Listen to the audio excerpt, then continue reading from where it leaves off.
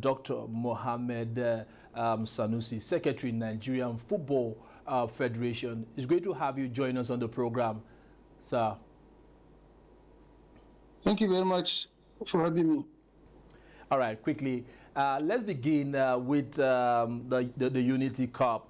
The Super Eagles of Nigeria will defend their Unity Cup title against Zimbabwe, Jamaica, and India. The encounter will hold at the Valley home ground of English Club Charlton Athletic on Tuesday, 26 May 2026.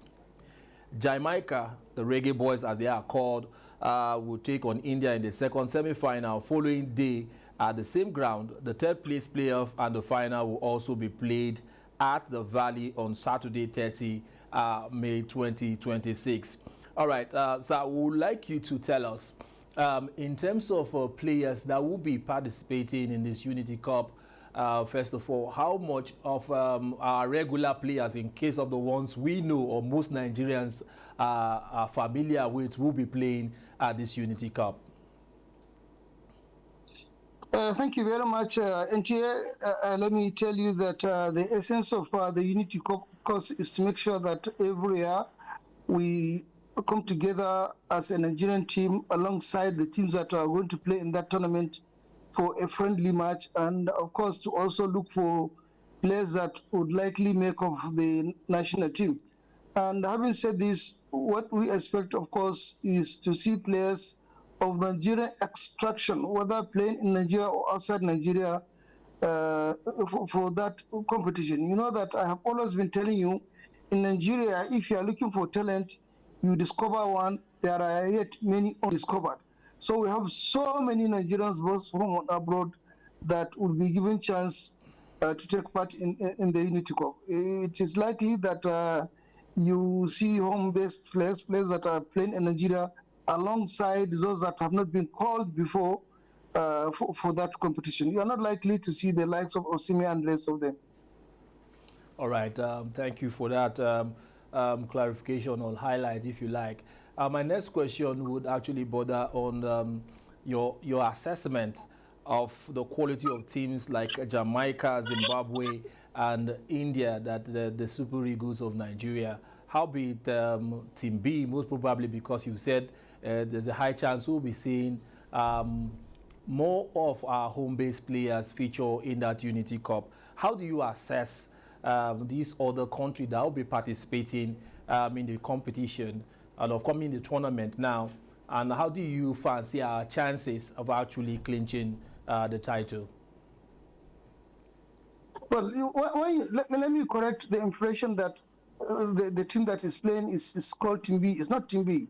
It's Super Eagles. You know, when you talk of Team B, you are talking of the Chan team. It is Super Eagles, but new faces are to be injected in that team. Significant number of them are going to be new faces. So they are not Team B, they are Super Eagles. And I will also add that, you know, if you are playing any country nowadays, you don't expect that outrightly you will have victory over them, because football has gone global and has gone scientific. It is not about the size of the country. It is not about how long you have been playing football. It is about what you can do at the present time. And so we expect a tougher opposition, but I can tell you that Nigeria is ready, and even the players we have, the coach has invited, are equally good to play in that competition. So I'll tell you that Nigeria will fare away by the grace of God. All right, I'll come back to you in a bit. Let me also get the input of my guest here in the studio as regards the countries that will be participating and, of course, our chances of actually winning the Unity Cup. Some persons would say whether or not we feature our full strength in the Unity Cup, it's more or less the Super Eagles title to lose. You know, more or less we should go there to win it. Do you agree? For me, I don't know. I don't know about this Unity Cup title. I don't know what it adds to the cap of the Super Eagles.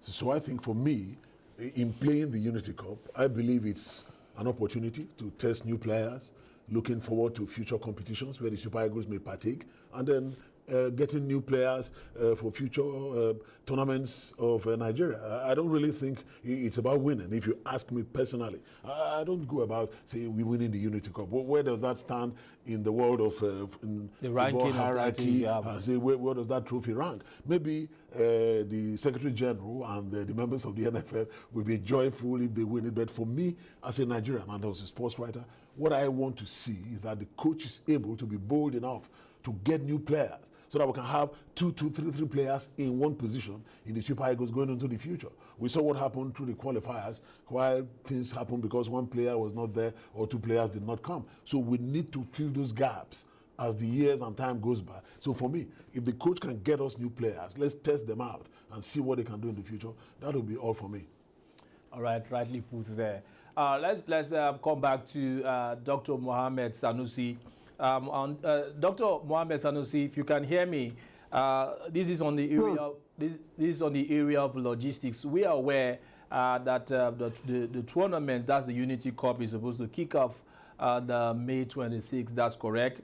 And I would like to ask you about logistics. What informed the decision now? I mean, how is the Federation handling travel logistics, player welfare and scheduling for the team? Well, let me start by agreeing with the analyst. What he said is actually correct, and that was exactly what I said. In this kind of tournament, we should not be thinking of winning. Winning is important, but we should be thinking of which type of players we can have into the Super Eagles. So he's absolutely correct in his analysis. Now, back to your question, for the logistics, we have had this type of competitions 2 times, and all the logistics arrangements have been in very good shape. And now we have already gone forward with our arrangement. Working with the organizers of the competition, there's not going to be any logistic problem, just like we had before. Okay, you want to... Dr. Sanusi, this is your friend, Ernest, too, not an analyst, too. I don't... Ernest, how are you? All right, sir. I'm very fine. I just wanted to, Dr. Sanusi, please, I know Nigeria is playing friendlies, we want to occupy the Super Eagles, get new players and all of that. But look, people are still talking about it. Our petition to CAS, is it still open? Are we still in line, looking forward? Is there still hope with our petition with CAS? There's been rumors, and I know you're an astute administrator, and I didn't agree with them when they said we submit a petition to FIFA and we didn't pay fees or whatever. I don't know if you can clear up those 2 situations, whether fees were paid, and of course that our petition with CAS over the ruling of FIFA that Nigeria